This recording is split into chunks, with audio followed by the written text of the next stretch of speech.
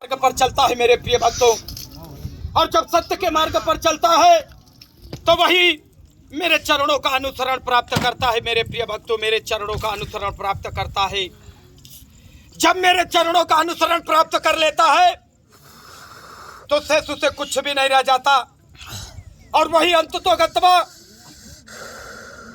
अपने आप को और अपने सारे सवरियों को मुझे समर्पण कर देता है। मुझे समर्पण करके मुझ में ही रमण करता है, मुझ में ही चिंतन करता है।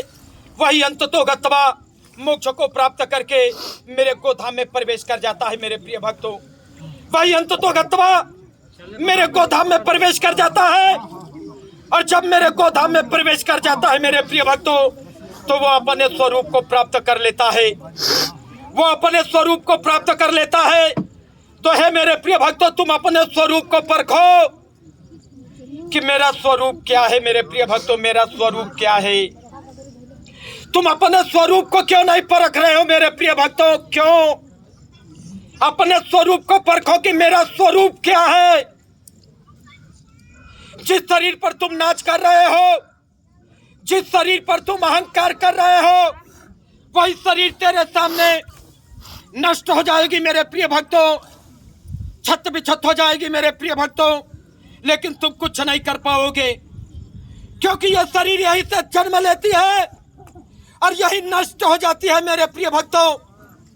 और ये जो तुम्हारा अस्तित्व है, ये जहां से आती है मेरे प्रिय भक्तों, ये वही चली जाती है, और तेरे कर्मानुसार तुम्हें एक नवीन शरीर की प्राप्ति होती है मेरे प्रिय भक्तों।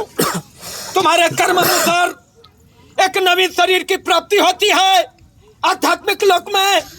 यह सत्य है मेरे प्रिय भक्तों, यह सत्य है।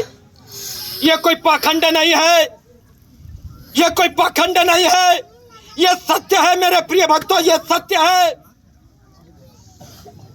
80,000 पैगंबरों ने जन्म लेकर के जो वेद पुराणों से जो तुम्हें चेतना दी, जो तुम्हें ज्ञान दिया, वो ज्ञान व्यर्थ नहीं है मेरे प्रिय भक्तों, व्यर्थ नहीं है।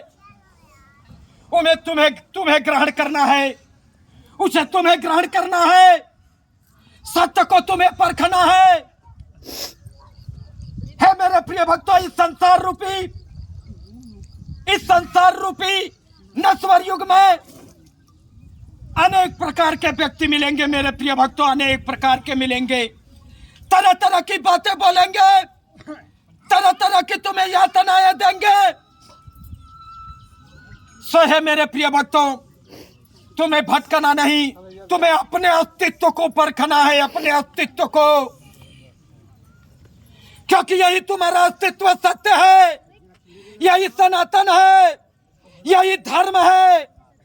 इसे तुम परखो, यही तेरे कर्मानुसार आध्यात्मिक लोक में यही तुम्हारा अस्तित्व नवीन शरीर की प्राप्ति करती है।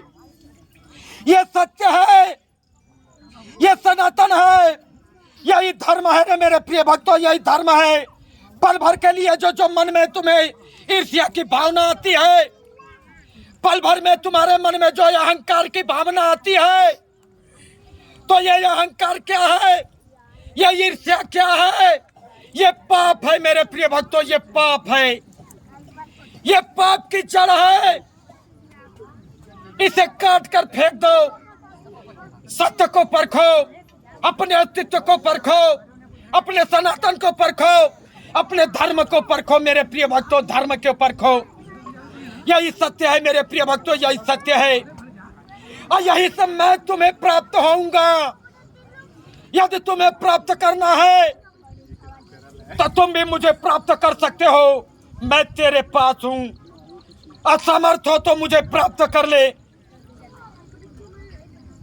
अच्छा, एक बार बोल महाकाल की, एक बार बोल महाकाल की, एक बार बोल महाकाल की, एक बार बोल महाकाल की।